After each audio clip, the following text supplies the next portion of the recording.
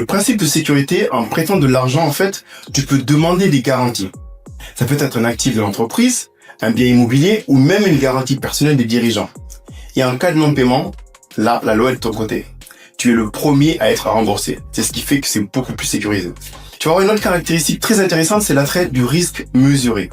Les investisseurs les plus riches, ils sont obsédés par la préservation du capital. Ils cherchent pas à le faire croître à tout prix, ils cherchent déjà à le conserver. Ils préfèrent un rendement de 8 à 10% sur de la dette avec un risque faible qu'un rendement potentiel de 15% sur une action avec un risque très très fort. Un exemple, c'est un grand fonds de private equity, le fameux LBO, va financer une partie de ses acquisitions avec de la dette. Il va donc prêter de l'argent à une entreprise qui l'achète. Il aura donc une double casquette, actionnaire et créancier. Et ça, c'est la preuve ultime que les pros utilisent la dette pour se sécuriser et minimiser les risques. Alors, par contre, il ne faut pas te méprendre.